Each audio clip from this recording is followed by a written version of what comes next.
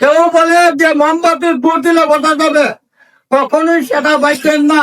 কাল কিয়ামত পর্যন্ত আপনার সেইটা সাক্ষী থাকবে। তাই আমি উপস্থিত জনতাকে উদ্দেশ্য করে বলবো, পর্দার আড়ালে মা বোনকে উদ্দেশ্য করবো, 12 তারিখ ভোরবেলায় যেতেন, কেউ কথা না শুনে আল্লাহর রাস্তে আল্লাহর রসুলের উম্মত হিসাবে আল্লাহ রসুলের সুন্নতকে রক্ষা করার জন্য মোমবাতি মার্কায় ভোট দেওয়ার জয়যুক্ত করতেন। আপনারা চন্দ্রবালা সেন্টার কি করতেন, যুক্তি দিয়েছেন, ওরাকে বলে বাদ দিতে পারা ভালো। আসসালামু আলাইকুম।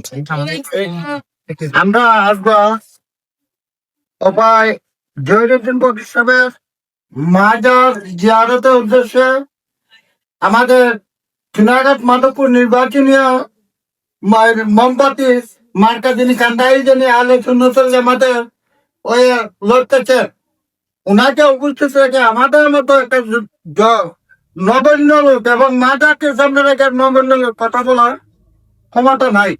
কিন্তু আমাকে বলার জন্য অনুরোধ করা হচ্ছে। আমি লাভাসীকে বলবো, আমরা 1 নং গাজীপুর ইউনিয়নের লোক, আমার বাড়ি 1 নং ওয়ার্ড, আপনারা বোধহয় 4 নম্বর ওয়ার্ড করতেন।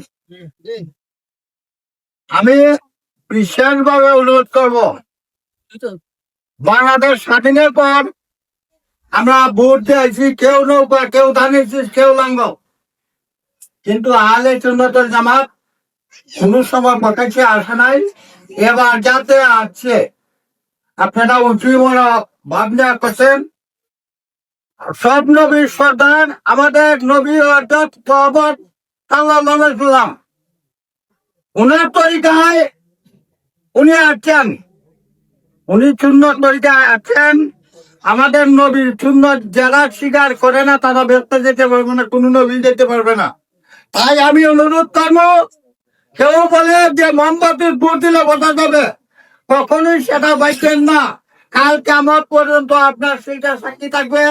তাই আমি উপস্থিত জনতাকে উদ্দেশ্য করে বলবো, পর্দার আড়ালে মা বোনকে উদ্দেশ্য করবো, 12 তারিখ ভোরবেলায় যেতেন, কেউ কথা না শুনে আল্লাহর রাস্তে আল্লাহর রসুলের উম্মত হিসাবে আল্লাহ রসুলের সুন্নতকে রক্ষা করার জন্য মোমবাতি মার্কায় ভোট দেওয়ার জয়যুক্ত করতেন। আপনারা চন্দ্রবালা সেন্টার আমি আশা করবো বিপুল ভোটে মোমবাতি পাস করত। আমরা বিগত দিনে আপনার সাথে 1 নম্বর ওয়ার্ডের সাথে চন্দ্রবালা সেন্টার অঙ্গাঙ্গি ভাবে জড়িত থাকে।